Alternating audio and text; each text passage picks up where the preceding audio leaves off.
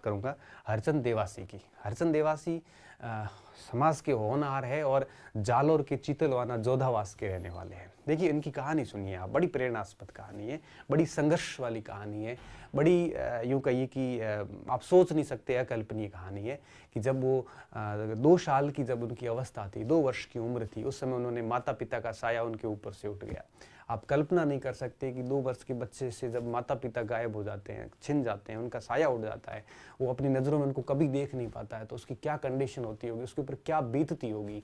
तो हरचंद देवासी के माता पिताजी का देहांत हो गया। उनकी उम्र महज 2-3 वर्ष की रही होगी उस समय। उसके बाद उनको दादी जी ने पाला पोसा और 15-16 वर्ष की आयु रही होगी और दादी जी का भी देहांत हो गया। उसके बाद वो अपनी बहन के साथ रहे और दुर्भाग्य से बहन और बहनोई दोनों का एक प्रकार से देहांत हो गया। पहले जीजाश्री चले गए, उसके डिप्रेशन में उनकी बहन का भी देहांत हो गया। तो ये अपने सारे एक एक छोड़ के चले गए, और अब जब अपने जाते हैं तो आप कल्पना नहीं कर सकते कि उस व्यक्ति की मानसिक स्थिति कितनी एक प्रकार से क्या गुजरी होगी उसके ऊपर, जिसके अपने छोड़ के चले गए हो। ऐसी हालतों के बावजूद भी हरचंद देवासी ने अपनी पढ़ाई छोड़ी नहीं और उन्होंने प्राइवेट विद्यालयों में पढ़ाया, कैसे भी पढ़ाया। उन्होंने अपना पूरा इंतज़ाम खुद किया और प्रॉपर तरीके से मेहनत करते गए और उनके परिणाम देखिए। सबसे पहले 2016 वाले में रीट में सिलेक्शन हुआ, 3rd ग्रेड बने। उसके बाद में 2nd ग्रेड में राजस्थान भर में हिंदी के अंदर 3री रैंक के साथ चयन लिया। उसके बाद में अभी जो व्याख्याता के परिणाम आए उसमें राज्य भर में 3री रैंक के साथ में स्कूल व्याख्याता बने, गेजेटेड बन गए। और अभी उसके साथ साथ में एनटीए नेट के 3 एग्जाम पास की, वो भी जेआरएफ के साथ में, जूनियर रिसर्च फेलोशिप के साथ में। टॉप मोस्ट एग्जाम होता है ये हिंदी के अंदर।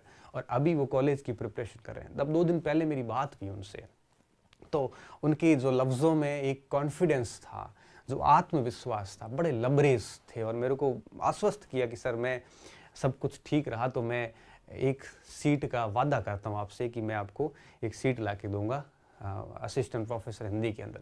सीट लाना न लाना अलग बिंदु, लेकिन जो आत्मविश्वास है उसका मैं कायल हो गया। और उनका व्हाट्सएप जब स्टेटस मैंने देखा, टैगलाइन, उसमें भी क्या लिखा था कि अतीत के गुलाम मत बनो, मतलब सेखी मत बगारो, मैंने पास्ट में क्या किया था, भविष्य के निर्माता बनो। मतलब क्या हुआ कि भविष्य है उसको बनाइए, पीछे खोए मत रहिए। मैंने 1-2 दिन पहले लिखा भी था कि बुढ़ापा और जवानी क्या होता है। बुढ़ापा और जवानी महज आप उम्र से आकलन मत कीजिए।